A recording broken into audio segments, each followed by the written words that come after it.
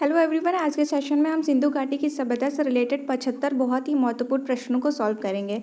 तो चलिए सबसे पहला प्रश्न देखते हैं। हड़प्पा सभ्यता का सर्वाधिक मान्यता जो है प्राप्त काल क्या है? तो ये जो हड़प्पा सभ्यता का 2500 ईसा पूर्व से जो है 1750 ईसा पूर्व तक रही थी।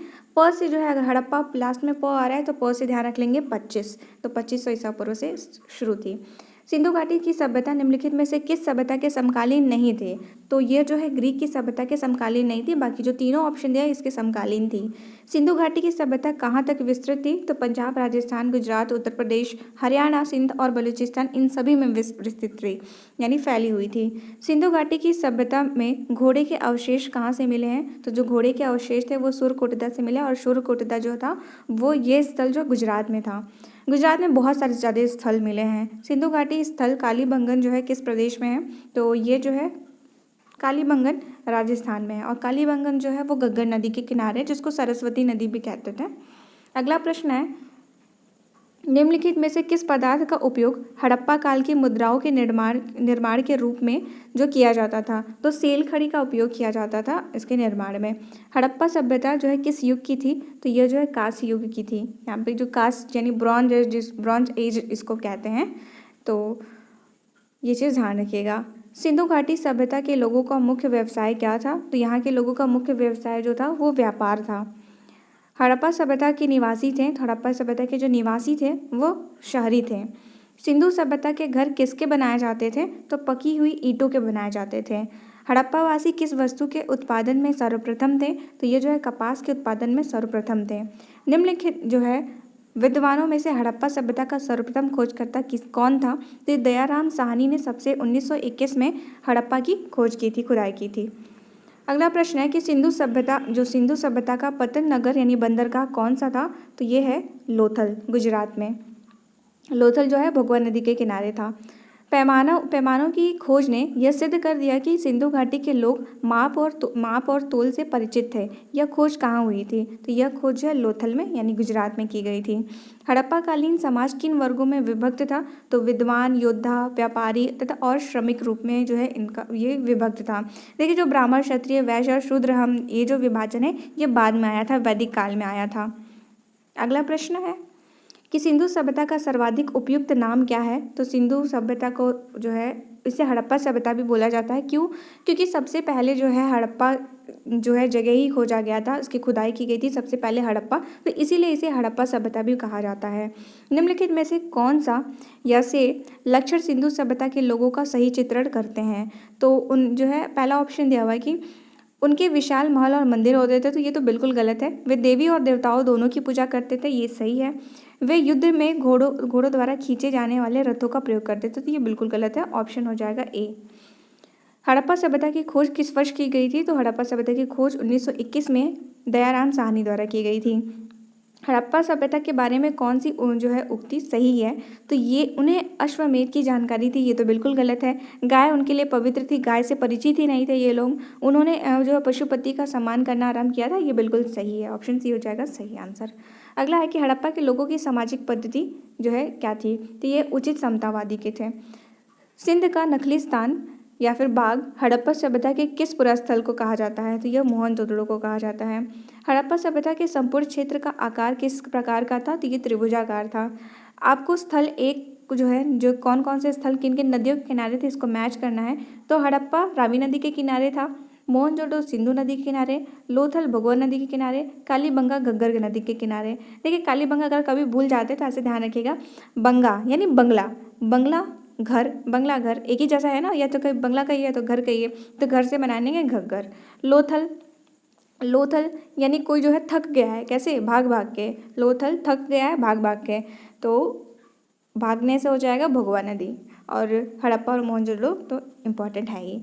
हड़प्पा सभ्यता के अंतर्गत हल से जोते गए खेत का साक्ष्य कहाँ से मिलता है? तो यह आपको मिलता है कालीबंगा से। कालीबंगा से जो है हल से जोते हुए खेत हैं इसका साक्ष्य मिलता है।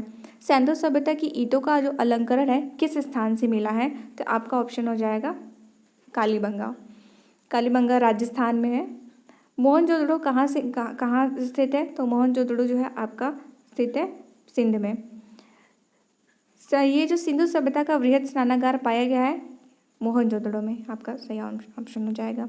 अगला है सिंधु सभ्यता की मुद्रा में किस देवता का जो समतुल्य चित्रण मिलता है, तो आपका सही आंसर हो जाएगा आदि शिव यानी पशुपति शिव। निम्नलिखित में से कौन सा हड़प्पा कालीन स्थल गुजरात में था, तो गुजरात में कालीबंगन नहीं, रोपड़ नहीं, बनवाली नहीं, लोथल आपका सही आंसर हो जाएगा। कालीबंगन कहाँ है, राजस्थान में, रोपड़ पंजाब, बनवाली हरियाणा। मोहनजोदड़ो का स्थानीय नाम क्या है, तो मृतकों का टीला इसे बोला जाता है। हड़प्पा सभ्यता का प्रचलित नाम क्या है, तो इसे सिंधु घाटी की सभ्यता कहते हैं। चाहे तो आप सिंधु घाटी की सभ्यता कहिए चाहे हड़प्पा सभ्यता एक ही है। सिंधु घाटी की सभ्यता इसलिए कहा जाता है क्योंकि जो ये पूरी सभ्यता मिली थी ये हमें सिंधु नदी के किनारे ही मिली थी आसपास के क्षेत्रों में, इसीलिए इसे सिंधु घाटी की सभ्यता कहते हैं। हड़प्पा क्यों कहते हैं, क्योंकि इस सभ्यता में सबसे पहला स्थल जो खोजा गया था वो हड़प्पा था। सैंधव स्थलों के उत्खनन में प्राप्त मोहरों में निम्नलिखित में से किस पशु का सर्वाधिक जो है उत्कीर्णन है, तो ये जो है सर्वाधिक जो चित्रण है वो बैल का किया गया है।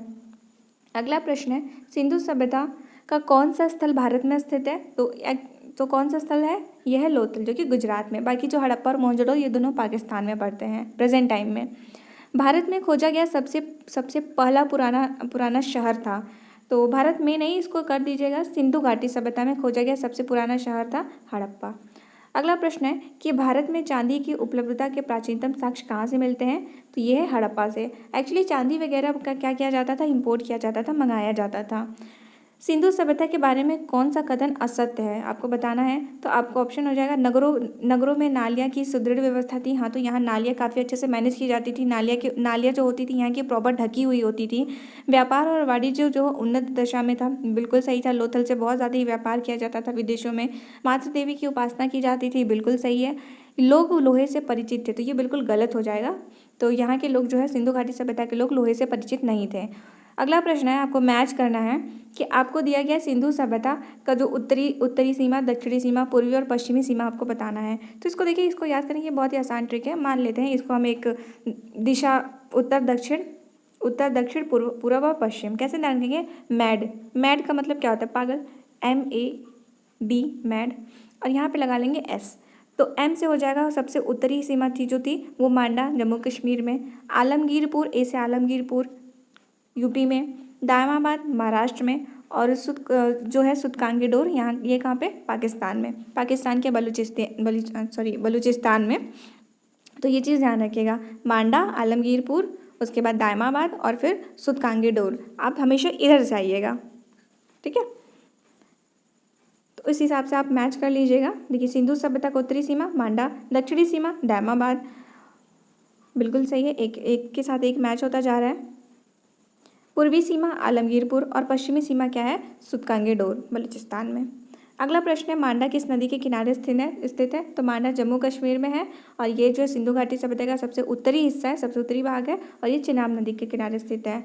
रोपड़ पूछा गया है कि रोपड़ जो है किस नदी के किनारे स्थित है, तो ये सतलज नदी के किनारे स्थित है।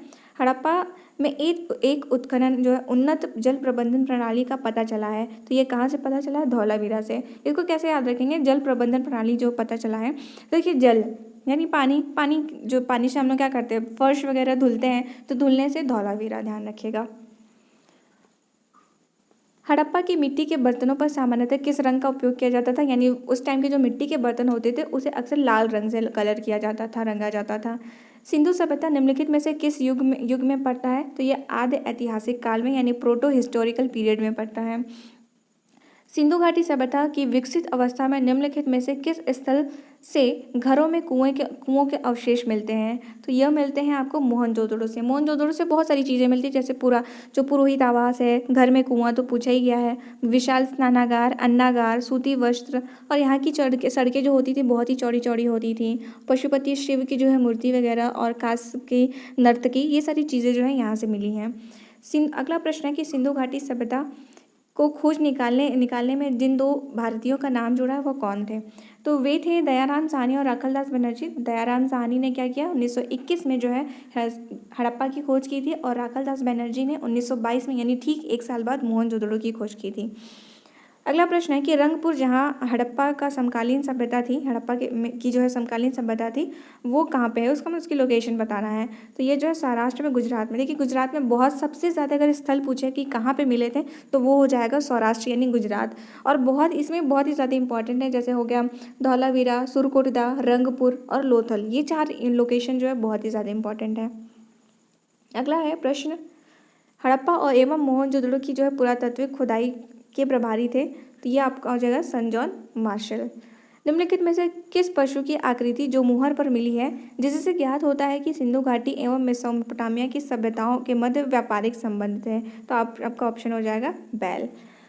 सिंधु घाटी के लोग विश्वास करते थे, किस में विश्वास करते थे? ये लोग मातृशक्ति में विश्वास करते थे। निम्नलिखित में से कौन सा सिंधु स्थल समुद्र तट के जो है किनारे वो स्थित नहीं है, आपको बताना है। सुरकोटदा गुजरात में, ये तो किनारे स्थित है। लोथल गुजरात में, ये भी समुद्र के किनारे स्थित है। बालाकोट पाकिस्तान में, ये भी किनारे स्थित है, लेकिन कोट दीजी नहीं है। निम्नलिखित में से कौन सा मोहनजोदड़ो की सबसे बड़ी इमारत मानी जाती है? तो सबसे बड़ी इमारत जो है मोहनजोदड़ो की, ये विशाल अन्नागार माना जाता है। अगर पूछे कि सिंधु घाटी सभ्यता की सबसे बड़ी इमारत कौन सी मानी जाती है, तो भी आपका आंसर हो जाएगा विशाल अन्नागार। देखिए अन्नागार जो है, ऐसा नहीं है कि सिर्फ मोहनजोदड़ो में ही मिला था, हड़प्पा में भी मिला था, लेकिन हड़प्पा वाला जो अन्नागार मिला था वो इतना ज़्यादा बड़ा नहीं था जितना कि मोहनजोदड़ो वाला था, और यही जो है सबसे बड़ी इमारत है। और उसके बाद देखिए पूछा जाकर इसके बाद वाली सबसे बड़ी इमारत कौन सी थी, तो यह है विशाल स्नानागार। यानी फर्स्ट नंबर पे ये था और सेकंड नंबर पे ये है, तो हालांकि इसका आंसर हो जाएगा ऑप्शन बी।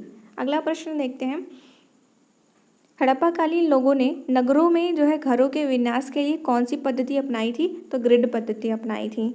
आपका सूची 1 को सूची 2 से मिलान करना है। बोला गया है लोथल, तो लोथल में जो है गोदीबाड़ा था, लॉकयार्ड था, यानी से यहाँ से चीज़ें आयात निर्यात की जाती थी। कालीबंगन, कालीबंगन से जुता हुआ खेत मिला है। धौलावीरा, धौलावीरा से जो है जो है हड़प्पा की जो लिपि है के बारे में जो है आकार के 10 बड़े चिन्हों वाला एक शिलालेख मिला है। बनवाली, बनवाली में जो पकी हुई ईंट की बनी हल्की जो है प्रतिकृति मिली, यानी हल जो है मिट्टी के बने हुए हल मिले हैं यहाँ पे बनवाली में। बनवाली कहाँ पड़ता है? हरियाणा में, और यह रंगोई नदी के किनारे हैं। निम्नलिखित पशुओं में से किस एक का हड़प्पा सभ्यता में पाई मोहरों और टेराकोटा कलाकृतियों के निरूपण यानी अंकन नहीं हुआ है? तो किसका अंकन नहीं हुआ है? शेर का नहीं हुआ है। हड़प्पावासी किस धातु से परिचित नहीं थे? तो ये किससे नहीं परिचित थे? लोहे से परिचित नहीं थे। निम्नलिखित में से किस हड़प्पाकालीन स्थल में युगल सावधान का साक्ष्य मिला है? तो ये मिला है लोथल। लोथल किस नदी के किनारे? भोगवा, और ये कहाँ पड़ता है? गुजरात में। कपास का उत्पादन सर्वप्रथम सिंधु क्षेत्र में हुआ था, जिसे ग्रीक या यूनान के लोग किस नाम से पुकारा करते थे? तो इसे सिंडन कह के बुलाकर, कॉटन नहीं, कॉटन तो आजकल इंग्लिश में बोला जाता है ना। सिंडन कह के पुकारा करते थे वहाँ के लोग उस टाइम के। हड़प्पा के काल का तांबे का रथ जो है किस स्थान से प्राप्त हुआ है? तो यह प्राप्त हुआ कुड़ाल से। हड़प्पावासी किन किन धातुओं का आयात करते थे? तो चांदी, टिन, सोना, ये तीनों का आयात करते थे। जो हड़प्पावासी लाजवर्द उसको कहते हैं जो भवन के निर्माण में जो चीज़ें यूज़ की जाती हैं उसको, यानी लैपिस लाजुली का आयात कहाँ से करते थे? तो ये लोग जो है हिंदू कुश वाला जो इलाका है वहाँ के बदख्शा से करते थे, ये चीज़ ध्यान रखिएगा। अफगानिस्तान स्थित सिंधु सभ्यता से संबंधित स्थल है, तो मुंडी गाग, सुरतोगोई, ये दोनों ही जो है अफगानिस्तान में ये दोनों स्थल है, और ये दोनों स्थल जो है सिंधु सभ्यता से संबंधित है। अगला प्रश्न है, कौन कौन से नगर सिंधु सभ्यता के बंदरगाह नगर थे? तो लोथल, सुतकांगेडोर हो गया, अल्लादीनो एवं बालाकोट, कुंतासी, ये सभी जो है, यानी आपका आंसर हो जाएगा ऑप्शन डी, ये सभी जो है बंदरगाह थे सिंधु घाटी सभ्यता के। लेकिन जो लोथल था वो सबसे ज़्यादा महत्वपूर्ण है, क्योंकि यहाँ से जो है विदेशों से व्यापार किया जाता था, विदेशों से आयात निर्यात किया जाता था। मोहनजोदड़ो से प्राप्त पशुपति शिव या आदि शिव मोहर में किन किन जानवरों का अंकन हुआ है? तो व्याघ्र एवं हाथी, गैंडा एवं भैंस, हिरण, तो इनमें से सभी। किस हड़प्पाकालीन स्थल में नृत्य मुद्रा वाली स्त्री की कांस्य मूर्ति प्राप्त हुई है? तो ये प्राप्त हुई है मोहनजोदड़ो से। किस हड़प्पाकालीन स्थल से पुजारी की प्रस्तर मूर्ति प्राप्त हुई है? तो ये आंसर हो जाएगा हड़प्पा से प्राप्त हुई है। किस सिंधुकालीन स्थल से एक ईंट पर बिल्ली का पीछा करते हुए कुत्ते के पंजों के निशान मिले हैं, तो ये जो है चन्नू दड़ों से मिले हैं। चन्नू दड़ों प्रेजेंट टाइम में पाकिस्तान में है। जितने भी दड़ों वाले हैं ना, जैसे मोहनजोदड़ो हो गया, चन्नू दड़ो हो गया, ये सभी कहाँ पे हैं, कहाँ पे पड़ेंगे, पाकिस्तान में। किस हड़प्पा कालीन स्थल से प्राप्त जार पर चोंच के जो है चोंच में मछली दबाए चिड़िया एवं पेड़ के नीचे खड़ी लोमड़ी का चित्रांकन मिलता है, जो पंचतंत्र के लोमड़ी की कहानी का सादृश्य है। तो यह मिलता है आपका लोथल से। ये सारे साक्ष्य आपको कहाँ से मिले हैं, लोथल से मिलते हैं। स्वातंत्र्योत्तर भारत में जो है सबसे अधिक संख्या में हड़प्पा युगीन स्थल की खोज किस स्थान से प्राप्त हुई है, तो हमने आपको बताया गुजरात से सबसे अधिक जो है स्थल के प्राप्त हुए हैं। यानी यहाँ पे जो है लगभग 200 से भी अधिक स्थल प्राप्त हुए हैं। निम्नलिखित में से कौन सी फसल हड़प्पा कालीन लोगों का मुख्य खाद्यान्न नहीं था, तो दालें नहीं हुआ करती थी उस टाइम के मुख्य खाद्यान्न, जौ वगैरह, चावल, गेहूँ, यही वो लोग खाने में यूज़ करते थे। अगला प्रश्न है 70 वाला, हड़प्पा एवं तथा मोहनजोदड़ो अब विलुप्त हो गए हैं। बिल्कुल सही है। वे उत्खनन के दौरान प्रकट हुए हैं, ये भी बिल्कुल सही है। यानी आपका ऑप्शन हो जाएगा ए और आर दोनों सही है, यानी कथन और कार्य दोनों ही सही है, और आर जो है वो ए का सही स्पष्टीकरण है। अगला प्रश्न है कि सिंधु घाटी सभ्यता के संदर्भ में निम्नलिखित कथनों पर विचार कीजिए। यह प्रमुखतः लौकिक सभ्यता थी तथा जो है उसमें धार्मिक तत्व यद्यपि उपस्थित था, वर्चस्वशाली नहीं था। यानी देखिए वहाँ पे धार्मिक तत्व थे ही, तो लोग देखिए जो पशुपति शिव की पूजा करते थे, यहाँ ये सब पूजा करते थे, लेकिन ये कहिए कि सिर्फ धार्मिक चीज़ों पे ही लगे हुए थे, ऐसा कुछ भी नहीं था। यानी बहुत ही ज़्यादा यहाँ पे वर्चस्व वाला नहीं था धार्मिक तत्व, ये चीज़ ध्यान रखिएगा। अगला है स्टेटमेंट कि उस काल में भारत में कपास के वस्त्र बनाए जाते थे, ये भी बिल्कुल सही है। यानी आपका ऑप्शन हो जाएगा सी, पहला और दूसरा दोनों सही है। सूची 1 को सूची 2 से मिलान करना है, तो आपको बताना है कि जगह कहाँ पे है। मांडा कहाँ पे है, जम्मू कश्मीर में, दामाबाद महाराष्ट्र में, कालीबंगन राजस्थान में, और राखीगढ़ी हरियाणा में। राखीगढ़ी में बनवाली भी पड़ता है, ये भी ध्यान रखिएगा। हड़प्पाकालीन स्थलों में अभी तक किस धातु की प्राप्ति नहीं हुई है, तो लोहे की प्राप्ति नहीं हुई है। किस पशु के अवशेष सिंधु घाटी सभ्यता से प्राप्त नहीं हुए हैं, तो गाय के अवशेष नहीं प्राप्त हुए हैं। चंदूदड़ों के उत्खनन का निर्देशन दिया था, तो चंदूदड़ों के उत्खनन का निर्देशन दिया था J.H. मैके ने। तो ये सारा था इंपॉर्टेंट प्रश्न सिंधु घाटी सभ्यता से। देखिए इसी से रिलेटेड आपका ये सभी प्रश्नों में से कुछ ना कुछ फेरबदल करके आपके एग्जाम में पूछे जाएंगे। तो ये आपको मिलता है, अगला जो टॉपिक होगा वो वैदिक सभ्यता, वैदिक जो संस्कृति से रिलेटेड होगा। तो आप इस चीज़ को अच्छे से स्टडी कर लीजिएगा। मिलते हैं आपको नेक्स्ट सेशन में। Thank you for watching.